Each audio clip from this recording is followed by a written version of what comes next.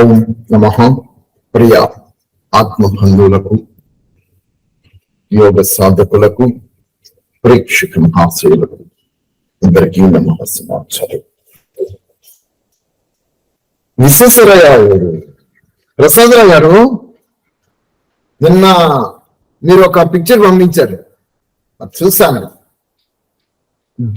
సర్వ దేవతలకు, సర్వ మానవులకు, ప్రకృతికి అధిపతి, ప్రభువు, పరమేశ్వరుడు అని చెప్తూ అక్కడ శివలింగాన్ని చూపించారు. దేవతలు అంటే మీ అభిప్రాయంలో జస్ట్ క్లారిఫికేషన్, ఎవరిని దేవతలు అంటారు? ఎవరు దేవతలు? ఐడియా ఉందండి? నాకు ఐడియా లేదు కానివ్వండి, ఇది బ్రహ్మకుమారి ద్వారా వస్తే వాళ్ళ ఉద్దేశంలో ఉన్నటువంటి భగవత్ నిర్వచనం నాకు కాస్త నచ్చి తమరు కూడా తమ అభిప్రాయం తెలుసుకుందామనే దృష్టిలో తమరు పంపించానయ్యా. నమస్కారం అయ్యా, చాలా మంచి అభిప్రాయం. ఓకే, మాకు అందరికీ తెలుసు దేవతలు అంటే ఎవరు, మీకు కూడా దేవతలు అంటే అసలు వేదం ఏం చెప్తుంది దేవతల గురించి? ఉపనిషత్తు ఏం చెప్తున్నవి? మన సనాతనమైన సాహిత్యములో దేవత అనేటువంటిది పదానికి ఎవరికి వర్తింప చేస్తుంది? ఈ డిస్కషన్ చేసుకుందాం. సరేనండి ప్రసాదరావు గారు? అయ్యా అంతేనండి. ఓకే సార్, ఒక్క నిమిషం సార్.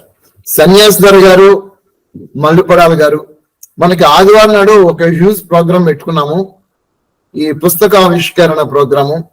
దానికి ఈ కలెక్టర్ గారిని ఇన్వైట్ చేశాం, సబ్ కలెక్టర్ గారిని, పుస్తకావిష్కరణ ప్రోగ్రాం గురించి.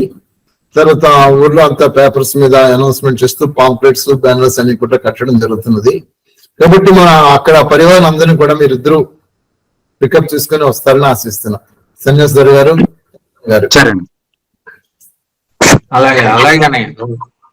ఓకే. ఓం నమః.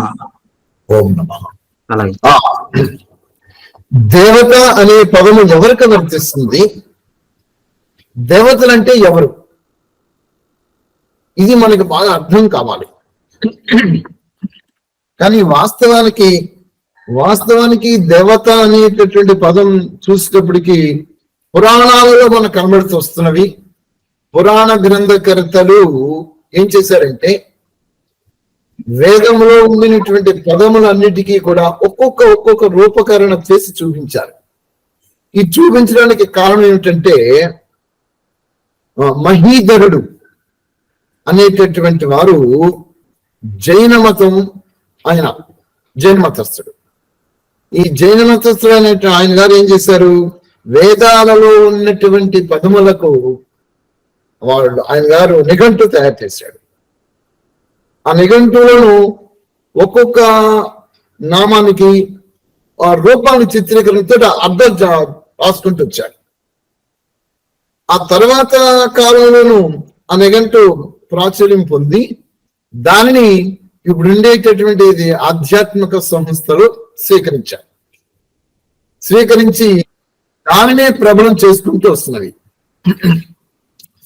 ఆ రాబోయేటువంటి విద్యార్థులు ఎవరెవరైతే ఉన్నారో, అంటే వైదిక విధానంలో ఎవరైతే జాయిన్ అవుతున్నారో ఆ జాయిన్ అయ్యేటటువంటి విద్యార్థులకి ఈ నిఘంటువే ప్రమాణంగా మారిపోయింది. అక్కడికి ఆ నిఘంటువే ప్రమాణంగా మారిపోయి అదే మొత్తం పిల్లలందరికీ అదే కూడా పాఠాల కింద చెప్పడం జరుగుతూ వస్తున్నది. మూలమైతే వేదం చెప్తుంది ఒకటి, దానికి అర్థాలతో ఈ రూపాలతో చిత్రీకరణ చేసుకుంటూ వస్తున్నారు. ఆ రూపాలతో చేసే విధానాలను తీసి చూస్తే అందులో విష్ణువు, శివ, శంకర, ఈశ్వర, లక్ష్మి, సరస్వతి, దేవి, శక్తి, ఈ రూపాలు ఇంద్ర, వరుణ, అగ్ని, వాయువు, ఈ సమస్త నామాలు ఒక్కొక్క నామానికి ఒక్కొక్క విధాలతో రూపాలతోటి అది చూపించుకుంటూ వచ్చేసారు. ఆధ్యాత్మిక సంస్థలు వీళ్ళేం చేశారంటే ఆ రూపాలకి ఆ నామం తీసుకున్నారు. వేదం దగ్గరికి వెళ్ళి చూస్తే వేదం ఏం చెప్తుంది? అజన్మ, అవ్యక్త, అశరీరి, జనన మరణ రహితుడు, నిరంజనుడు, నిరాకారుడు, ఈ విధంగా అక్కడ కనబడుతూ వస్తుంది. ఈ నిఘంటువులోకి వచ్చినప్పటికీ వాటి అర్థానికి ఒక రూపంతో ఇక్కడ కనబడుతూ వస్తున్నది. ఈ కనబడుతూ ఉండే రూపాలను తీసుకొని ఈ యొక్క ఆధ్యాత్మిక సంస్థ స్థాపకులు అవి పెట్టుకొని వీళ్ళు మొట్టమొదట్లో ఎవరు లేరండి, ఏ మతం లేదండి, ఎవరో ఒక వ్యక్తి ద్వారానే అనేక మంది జాయిన్ అయిపోయారు. ఆఖరి అది ఒక మతంగా స్వీకరించడం జరిగిపోయినది. కాల ప్రవాహంలోనే అది ఒక మతం అయిపోయి కూర్చున్నది. కానీ మొట్టమొదటి మతానికి ఒక్కరితోటే ప్రారంభమైంది కదా. ఆ ఒక్కరికి ఏమిటి బేస్ అయ్యిందంటే నిఘంటు బేస్ అయ్యింది. మరి ఆ ఒక్కరు కూడా వేదాన్ని పరిపూర్ణంగా గ్రంథ పఠనం చేశారంటే మరి మనకు తెలియదు. చేసి ఉంటే ఈ విధమైనటువంటి దారి తప్పేది కాదు. ఎందుకు ఇలా అంటున్నాను అనేటట్లయితే, ఈ మాత్రం ఆ మాత్రం వేదాలు చదివిన దానికే పరమాత్మ నిరాకారుడు ఆయనకు రూపం లేదని నా నోటివాడు చెప్తూ వస్తుంటుంటే, మరి అలాంటి వారు ఆ భక్త శిఖామణులు వారి చదివి ఉంటే అబ్బో భారతదేశం ఎంత అద్భుతంగా జ్ఞాన ప్రవాహంతో విరాజిల్లుతూ ఉండేది. మరి ఏంటో ఎవరిని విమర్శించడం. అయితే ఈ రూపాలకి ఈ నామాలను కలుపుకొని ఆ మొట్టమొదట వ్యక్తులు ఎవరైతే ఉన్నారో స్థాపకులు, వాళ్ళు ఆ విధంగా ఆయన్ని ఆ స్వరూపంతో ఆయన గారు ఆరాధించుకున్నారు. ఆయన వెనకాల ఓ 10 మంది బంధువులు కావచ్చు, సభ్యులు కావచ్చు, లేదా చుట్టుపక్కల ఉన్న వారు కావచ్చు, వాళ్ళందరూ కూడా చేరుకొని వాళ్ళ జీవన కాలంలో వాళ్ళకి వీళ్ళకి ఇంటరాక్ట్ అయ్యి బాగాను జ్ఞానం వాళ్ళకి వాళ్ళు చెప్పుకుంటూ వీళ్ళు చెప్పుకుంటూ ఈ విధంగా ప్రచారం చేసుకుంటూ వస్తుంటుంటే కాల ప్రవాహంలో ఆ 10 మంది, ఒక 50 మంది, 50 మంది, 100 వేలు లక్షలు ఓ మొత్తం ప్రపంచం అంతా వ్యాప్తమైపోయింది. ఈ విధంగా వ్యాప్తమయ్యింది. మీకు బర్నింగ్ ఎగ్జాంపుల్ మన కళ్ళ ముందు జరిగింది ఒకటి. ఇస్కాన్ వారు, శీల ప్రభుపాదుల వారు, ఈ శీల ప్రభుపాదుల వారు ఈ భగవద్గీత పట్టుకొని ఆ డోలోడు పట్టుకొని ప్రభు చైతన్యం ఆ ఫారెన్ పోయి ఒక సమ్మేళన ఎక్కడో కూర్చొని ఈయన ఆ తన్మయత్వంతో ఆ శ్రీకృష్ణ వారిని ధ్యానించుకుంటూ ఆ తన్మయత్వంలోను ఒక హెలివేషన్ ఆ స్థితిలో ఆయన డాన్స్ చేసుకుంటుంటే అక్కడ అందరూ 10 మంది చేరి వాళ్ళు కూడా వీళ్ళతో కలిపి అలా చెడుకుంటూ వస్తే ఆఖరికి ఇప్పుడు పెద్ద సంస్థగా మారిపోయింది. ఆయన గారు ఏం చేస్తున్నారంటే ఆ పాత్రలను ఎవరైతే ఉన్నారో వాళ్ళందరూ కలిపి బాగా అసలు వేదాలు చదవాల్సిన పని లేదని చెప్పేసి డిక్లరేషన్ చేసేస్తున్నారు వాళ్ళు. అలాంటి స్థితికి తయారైపోతున్నాం. ఇప్పుడు ఎందుకు చెప్పాల్సి వస్తుందంటే, మీరు చెప్పినటువంటి బ్రహ్మకుమారిస్ అని అన్నారు కదా, ఈ బ్రహ్మకుమారిస్ ఫౌండర్ దాదా లేఖరాజు గారు, ఈ దాదా లేఖరాజు గారు కూడా మొట్టమొదటి శివలింగాన్ని పెట్టలేదు. చూడండి ఎలా ప్రమాదం దారి తప్పుతూ వస్తున్నదో.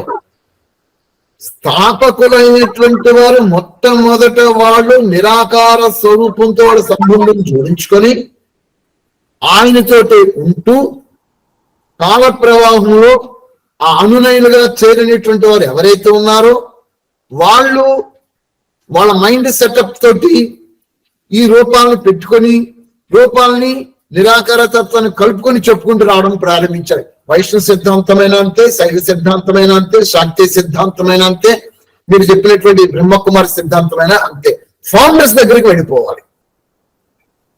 ఎందుకంటున్నానంటే దాదా లేఖరాజు గారు మొట్టమొదట వారు జ్ఞానం చెప్పేటప్పుడు ఏ విగ్రహాన్ని పెట్టలేదు, నిరాకారమైనటువంటి ఒక పరమాత్మని ఉపాసించమని చెప్తూ వచ్చారు. మరి ఇప్పుడు తర్వాత జనరేషన్ లో ఈ శివలింగాన్ని ఫోకస్ చేశారు. అక్కడ అది జరిగింది.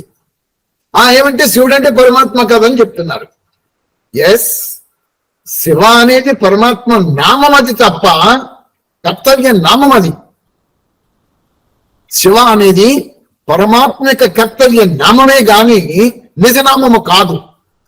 నిజనామము చూడాలనుకునేటట్లయితే యజుర్వేదము 40వ అధ్యాయం 17వ మంత్రం తీయాలి. హిరణ్మయేన పాత్రేణ సత్య శాపేతం ముఖం యో వాసాదిత్య ఓంకం బ్రహ్మ అని చెప్తుంది. ప్రాణముల కన్నా అతి ప్రియమైనటువంటిది ఏమిటంటే పరమేశ్వర పరమాత్మ యొక్క నామము ఓమని అక్కడ చెప్పడం జరిగింది. పరమాత్మ కాబట్టి పరమాత్మ నామము ఓమయ్యి ఉన్నది, అది నిజనామం అయి ఉన్నది. మరి శివ అంటే పరమాత్మ కాదా? ఎస్, పరమాత్మయే. మీ డిఎస్పీ గారు ఉన్నారు అక్కడ, సుబ్బయ్య గారు ఎస్పీ గారు ఉన్నారు కస్టమ్స్ లోను, ఎస్పీ గారు విశ్వేశ్వరరావు గారు ఉన్నారు. ఇవన్నీ మీ కర్తవ్య నామాలు.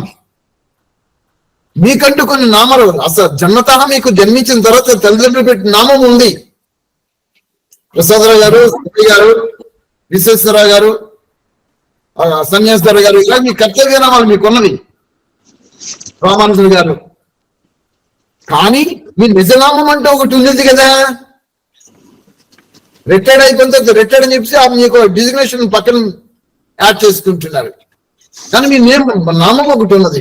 అలాగనే పరమాత్మ యొక్క కర్తవ్య నామములు అనేటటువంటివి ఈ నామాలన్నీ వస్తాయి. శివ అనేటప్పటికీ పరమాత్మ యొక్క కర్తవ్య నామం అది శుభకారి, కళ్యాణకారి, మంగళకారి. సమస్త విశ్వం అంతటికీ కూడా ఆయన శుభం చేసేటటువంటి వాడు, మంగళం చేసేటటువంటి వాడు, కళ్యాణం చేసేటటువంటి వాడు. కాబట్టి ఆయన నామం శివ ఎనిమిది కర్తవ్య నామం అది. అలాగనే వేదేష్టై ఆత్మోతి చరాచరం జగత్ సా విష్ణువు. ఈ జగత్ అంతటా కూడా సర్వత్ర వ్యాపించి ఉండినటువంటి వాడు పరమాత్మ. కాబట్టి వ్యాపకత్వాన్ని సూచించేటటువంటిది, సర్వజీవులను నియంత్రిస్తూ పోషిస్తూ వాళ్ళ యొక్క కర్మఫలం ఇచ్చేటటువంటి వాడు ఆ పరమాత్మ. కాబట్టి పరమాత్మ కర్తవ్య నామము విష్ణువు ఉన్నది. అలాగన ఇక్కడ తీసి చూస్తే ఈ శివలింగం అనేటటువంటిది ఆయన వారి యొక్క కర్తవ్య నామమే తప్ప శివ పరమాత్మ నామము కాదు. లింగం అంటే నేను మీకు చెప్పాను, చిహ్నము, గుర్తు. అవ్యక్త స్వరూపుడైనటువంటి పరమాత్మకు వాళ్ళు కూడా పొరపాటున దోషంలేమీ కూడా కాదు. భక్తి మార్గాన్ని ఇంట్రడ్యూస్ చేసేటప్పుడు, ప్రజలకు చెప్పేటప్పుడు ఆ విధమైన రూపాలు చూపించుకుంటూ వచ్చారు. ఇవన్నీ ఎప్పుడు వచ్చాయి మనకి అనేటట్లయితే ఒక 3000 సంవత్సరాల అప్పటి నుంచి. మరి అంతకుముందు తరించలేదా? అంతకుముందు ఎవరు మోక్షానికి వెళ్ళిపోలేదా? మన మహర్షులు చెప్పినటువంటి భావం ఏమైపోయింది? మహర్షులు ఏ మార్గంలో ప్రజలందరికీ కూడా సూచించుకుంటూ చెప్పుకుంటూ వచ్చారు. ఇవన్నీ పరిశీలిస్తే అప్పుడు ఇవేమి కనబడవు. ఇవి ఎప్పుడు కనబడ్డాయి? ఈ స్థాపకుల యొక్క బుద్ధుల దగ్గర నుంచి, మతుల నుంచి ఇవన్నీ కనబడుతూ వచ్చేసాయి. ఈ స్థాపకులు ఎప్పటి నుంచి వచ్చారు? జైన సిద్ధాంతం కావచ్చు, వైష్ణవ సిద్ధాంతం కావచ్చు, లేదా శాక్తేయ సిద్ధాంతం కావచ్చు, లేదా ఇష్కాల్ వారిది ఈ సిద్ధాంతం కావచ్చు, ఇప్పుడు మీరు చెప్పినటువంటిది ఈ సిద్ధాంతం కావచ్చు. ఇవన్నీ ఎప్పటి నుంచి వచ్చాయి? చరిత్ర తిరగవేయండి. చరిత్ర తిరగవేస్తే ఒకటి బయటకు వచ్చేస్తాయి. ఇవన్నీ ఎప్పటి నుంచి? ఒక 3000 years దగ్గర నుంచి. మరి సనాతనం అని చెప్తున్నాం. ఏది సనాతనము? ఎప్పటి నుంచి సనాతనము? ఇవా సనాతనము? ఓ 3000 సంవత్సరాలు వచ్చినవి మన సనాతన ధర్మం అండి, మన సనాతనమేనండి, గ్రంథాలు మావండి అని చెప్తున్నాం. ఏది సనాతనము? ఎప్పటి నుంచి సనాతనము అంటే సృష్టి ప్రారంభంలో పరమేశ్వరుడు 4 వేదములను 4 మహర్షులకు చెప్పిన తర్వాత, ఈ 4 మహర్షుల నుంచి బ్రహ్మ గ్రహించిన తర్వాత, బ్రహ్మని ఋషి గ్రహించిన తర్వాత, వీరి దగ్గర నుంచి అప్పుడు వారు ఏదైతే గ్రంథాన్ని భాష్యముల రూపంలో, వ్యాఖ్యానముల రూపంలో, బ్రాహ్మణములు, ఆరణ్యకములు, ఉపనిషత్సు, దర్శనములు, మహాభాష్యములు, శతపథ బ్రాహ్మణములు, ఈ విధమైన విధానాలతో ఆ పరమాత్మ నిరాకార నిరంజనమైనటువంటి పరమాత్మతో ఏదైతే అనుష్ఠింపదగినటువంటి విధానాలతో రచన చేసుకుంటూ వేదానికి అనుగుణముగా వచ్చిందో అది సనాతనం. అది ఆ సాంప్రదాయమే సనాతన సాంప్రదాయం. ఆధ్యాత్మిక సంస్థల చేత వచ్చినటువంటి సాంప్రదాయాలు సనాతనము కాదు. అంతే చెప్పమనండి ఎవరైనా సరే. సనాతనం అనేటప్పటిక ఏమొస్తుంది? సనాతనము ఆ పరమేశ్వరుడు సృష్టి ప్రారంభములో సర్వ మానవుల కళ్యాణార్థమై ఏ జ్ఞానాన్నైతే మనందరికీ బోధించారో ఆ జ్ఞానాన్ని మన ఋషులు స్వీకరించిన తర్వాత ప్రజలకు అందరికీ బోధించుకుంటూ ఆ మార్గములో, ఆ వరవడిలో నడిపించుకుంటూ వచ్చారో అది సనాతనము, అది సనాతన ధర్మము. మరి దేవతలు ఎవరైతే ఇక్కడ మళ్ళీ విడిపోతుంది. దేవతలు ఎవరు? యో సత్యం వదంతి తే వై దేవాః. సత్యం వదంతి తే వై దేవాః. ఎవరు సత్యాన్ని వచిస్తున్నారు? ఇక్కడ మళ్ళీ రావాలి. సత్యం దగ్గరికి వెళ్ళాలనేటట్టు జీవుడు జన్మించిన తర్వాత వీడు అయోమయ స్థితిలో ఉంటాడు, ఏమీ తెలియదు వీడికి. అరణ్యంలో ఒక పశువు జన్మ తీసుకుంటుంది, ఎలా అయితే ఉంటుందో అక్కడ అలాంటి స్థితిలో జీవుడు జన్మించిన తర్వాత ఉంటాడు. వీడికి గురువుల దగ్గర పంపించి తల్లిదండ్రుల దగ్గర విద్యను బోధిస్తూ గురువుల దగ్గర నుంచి విద్యను స్వీకరిస్తూ వస్తుంటే అప్పుడు వీడికి మెల్లమెల్లగా జ్ఞానం అర్థమైపోతుంది. సనాతనములో ఈ గురుకుల పాఠశాలలు ఉండేవి. ఏం చెప్పేవారు మనకి అంటే దైవం దగ్గరికి చేరేటువంటి విధానాలతో, నైతిక విలువలతో, వేద విహిత కర్మలతో, ఆత్మ యొక్క విలువలతో జ్ఞానం బోధించి సంఘములు వీడు ఎలాగ జీవించాలో ఈ విలువలను నేర్పించి వాడి వృత్తులు కూడా నేర్పించి ఎవరికి ఏ వృత్తుల మీద ఈ పిల్లలకు అవగాహన కలిగి ఉండి ఉత్సాహం ఉంటే ఆ వృత్తులకు నేర్పించి మళ్ళా తల్లిదండ్రులకు అప్పగించేస్తారు. ఆ సిస్టమ్ పోయింది అనుకోండి. ఇప్పుడు మొదలుపెడదాం. అయితే దేవత అనేటప్పటికి జన్మించిన తర్వాత జీవుడికి ఏది తెలియదు, శూన్య స్థితిలో ఉంటాడు జీవుడు కర్మల విషయంలో, జ్ఞాన విషయంలో. అప్పుడు వీడిని గురువు దగ్గర పంపించిన తర్వాత ఈ గురువుల విద్యను బోధిస్తూ వస్తూ ఉంటుంటారు. ఈ గురువులు బోధించే విద్యని వీడు స్వీకరించాలి. అందులో వీడికి మొట్టమొదటి నేర్పింది ఏమిటంటే యమ నియమములు నేర్పిస్తారు, అష్టాంగ యోగాంగ సాధనలను నేర్పిస్తారు. అష్టాంగ యోగాంగ సాధనలను నేర్పించడం వల్లనే జీవుడు నిగ్గు తేలుతాడు, ఆత్మ నిగ్గు తేలుతుంది. పూర్తిగా మన సనాతనమైనటువంటి ఋషి సాంప్రదాయముతో, సనాతన ధర్మంతో వచ్చినటువంటి మన వైదిక నాలెడ్జిని వీడు చక్కగా ఆకలింపు చేసుకుని దాని ప్రమాణములతో జీవనయాత్ర సాగిస్తాడు. ఆ నియమములలో వచ్చినటువంటి అహింస, సత్యము, అస్థేయము, ఇవన్నీ వస్తుంటాయి. ప్రాణాయామము, ప్రత్యాహారము, ధారణ, ధ్యాన, సమాధి వస్తుంటాయి. ఇవన్నీ వీడు సాధన చేస్తూ జీవనోపాధికి కావలసిన విధానాలతో మళ్ళీ వృత్తి విద్యను నేర్చుకుంటూ బయటకు వచ్చేస్తాడు. ఇక్కడ సత్యం అనేది ఒకటి వస్తుంది. యమం దగ్గరకు వచ్చినప్పటికీ ఈ సత్యాన్ని వీడు ఆచరించాలి. సత్యం వదంతి తే వై దేవాహ. ఎవరైతే సత్యాన్ని స్వీకరిస్తారో, వ్రతాన్ని స్వీకరిస్తారో, ఈ సత్యవ్రతం స్వీకరించిన తర్వాత వీడి జీవన విధానం సత్యంతో నడవాలి. అంతవరకు ఏ సిద్ధాంతాలు కానీ ఏ విధానాలతో అవన్నీ విడిచిపెట్టియాలి. అక్కడ ఎవరి దాకా అవసరం లేదు. ఇప్పుడు మన దగ్గరికి వద్దాం. మనము దేవతలమే. ఎలాగ మనం దేవతలం అవుతాము అంటే ఇవే సత్యం దగ్గర, అహింస దగ్గర, అస్థేయం దగ్గర. అహింస అనే సత్యం వ్రతం స్వీకరించాలి, సత్యం అనే వ్రతం స్వీకరించాలి, అస్థేయం అనే వ్రతం స్వీకరించాలి, ప్రాణాయామం అనే వ్రతం స్వీకరించాలి, ప్రత్యాహారము వ్రతం స్వీకరించాలి, ధారణ, ధ్యాన, ఫైనల్ గా సమాధి వెళ్తాడు. మరి ఎవరైతే ఈ యమనియమములు అనేటటువంటి వ్రతాన్ని స్వీకరించి వారి జీవనయాత్ర సాగిస్తారో వీళ్ళు దేవతలు. మనం ఎంతమంది మనం దేవతలుగా కన్వర్ట్ అయ్యామండి? ప్రసాదరావు గారు చెప్తారు సార్.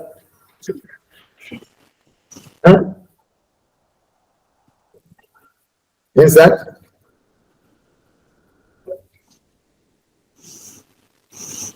వాయిస్ కట్ అవుతుంది సార్.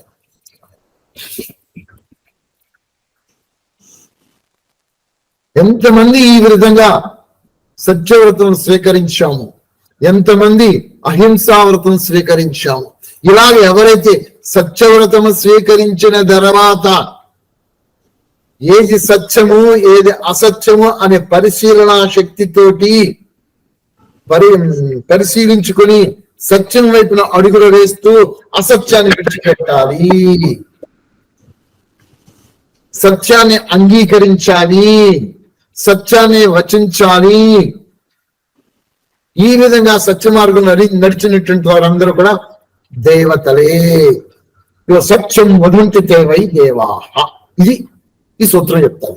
మరి అసురుడు ఎవరు అంటే, అసురులు అంటే రాక్షసత్వం అన్నమాట. ఈ రాక్షసులు ఎవరు? అనృతం వదంతి తే వై అసురః. అనృతం అంటే అసత్యం. దీనికి భిన్నమే, అసత్యానికి భిన్నమే, ధర్మానికి భిన్నమే, న్యాయానికి భిన్నమే, అహింసకి భిన్నమే. ఇలాంటి వికారీ గుణములతో దేహ భ్రాంతితో, ఈ అరిషడ్వర్గ గుణములతో ఎవరైతే జీవనయాత్ర సాగిస్తున్నారో వీళ్ళందరూ అసలు వర్గానికి చేరిపోతారు. ఇది ఒక సెక్షన్. మరి దేవతలు అనేటటువంటి వారు ఇప్పుడు మీకు చెప్పాను కదా, యో సత్యం వదంతి తేవై దేవాహ అని. ఇది ఒక వర్గం. ఇంకొక వర్గం దగ్గరికి వెళితే మాతృదేవో భవ, పితృదేవో భవ, ఆచార్య దేవో భవ, అతిథి దేవో భవ, పతి దేవో భవ, పతికి పత్ని భార్య, పత్ని దేవో భవ, ఒకరికొకరు దేవీ దేవతలు వాళ్ళు. ఈ ఐదుగురు మళ్ళీ దేవతలుగా మళ్ళీ మారుతారు మనకి. వీళ్ళు ఐదుగురు ఎక్కడి నుంచి వచ్చారు? మానవ శరీరాల నుంచి ఉన్నారు కదా వీళ్ళు కూడాను. కాబట్టి ఐదుగురు దేవతలు అయ్యారు. ఈ ఐదుగురులో నుంచి కొంచెం మళ్ళా విడమర్చి చెప్పుకుంటే పండితులు, విద్వాంసులు, జ్ఞానులు, యోగులు, ఋషులు, వీళ్ళందరూ మళ్ళీ దేవతలకు వరుసలోకి వచ్చేస్తారు. వీళ్ళందరూ ఎలా ఏ విధంగా ఉండాలంట? ఈ యొక్క యమనియమముల నిష్ఠలో ఉండాలి వీళ్ళు. అప్పుడు వీళ్ళని దేవతలుగా అంగీకరించవలసి వస్తుంది. దీనికి భిన్నంగా మళ్ళీ వీళ్ళు వ్యవహరిస్తే మళ్ళీ అసురు గుణంలోనికి వెళ్ళిపోతారు. వీళ్ళు అసురత్వంతో ఉంటారు. అటు అసురత్వంతో ఉంటారు, ఇటు దైవత్వంతో ఉంటారు, అటు ఇటు కుప్పిగంతులు వేస్తారు. మరి వీళ్ళని ఏమనాలో అర్థం కాకుండా పోతారు. దేవతలు అనేటప్పటికి వీళ్ళు వచ్చారు. మరి అక్కడ అందరూ దేవతలు అని అన్నారు. సనాతన దేవీ దేవతా ధర్మం అన్నారు. ఇది యాక్సెప్ట్ చేయాలి. సనాతన దేవీ దేవతా ధర్మం. మనం అందరము దేవీ దేవతలమే, సనాతనమైనటువంటి వారమే. ఈ సనాతనమైనటువంటి దేవీ దేవతలు అనేటటువంటి వారు ఎవరు అని పరిశీలిస్తే, ఎవరైతే ఈ యొక్క ప్రిన్సిపల్స్ ని అబ్జర్వ్ చేస్తారో వాళ్ళు సనాతన దేవీ దేవతలు. ఏమిటా ప్రిన్సిపల్స్? యమ నియమములు, అష్టాంగ యోగాంగ సాధనలో యమ నియమ, ప్రాణాయామ, ఆసన, ప్రత్యాహార, ధారణ, ధ్యాన, సమాధి ఇవి వస్తాయి. యమముల దగ్గరకు వచ్చినప్పటికీ అహింస, సత్యం, అస్థేయము, బ్రహ్మచర్యము, తర్వాత అపరిగ్రహణము ఇవి వచ్చేస్తాయి. నియమం వచ్చేసేటప్పటికి ఏమొస్తాయి? శౌచము, సంతోషము, తపస్సు, స్వాధ్యాయనము, ఈశ్వర ప్రణిధానము. అబ్బో ఇవన్నీ వస్తాయి. ఎవరైతే తల్లిదండ్రులు కావచ్చు, గురువు కావచ్చు, అంటే ఆచార్యులు కావచ్చు, లేదా మిగతా వారు ఎవరైనా కావచ్చు, భర్త కావచ్చు, భార్య కావచ్చు, వీళ్ళు జ్ఞానులు, యోగులు ఎవరెవరైతే ఉన్నారో ఈ వర్గానికి చెందిన వారు వీళ్ళందరూ కూడా ఈ సిస్టమ్ ను అబ్జర్వ్ చేస్తే వీళ్ళని దేవతగా ట్రీట్ చేయాలి. ఈ సిస్టమ్ లో ఉంటూ కుప్పిగంతులు అటు ఇటు వేస్తే మళ్ళీ వీళ్ళు దేవతలుగా ట్రీట్ చేయడానికి వీలు లేదు. ఇది బోధిస్తుంది మనకి శాస్త్రం. అలా కాదండి పురాణాలలో మరి ఇవన్నీ చూపిస్తున్నారు కదా, ఇవన్నీ కనబడుతున్నాయి కదా. అవి పురాణములు, అవి పురాణాలు. అవి పురాణంలో కొన్ని వాస్తవాలతోటి కొన్ని అవాస్తవాలతోటి ప్రజలకు అర్థం కావడానికి ఆ గ్రంథకర్తలు రాసుకుంటూ అట్రాక్ట్ చేయడానికి అన్ని రాసుకుంటూ వచ్చారు. అవి ప్రమాణములు కావు.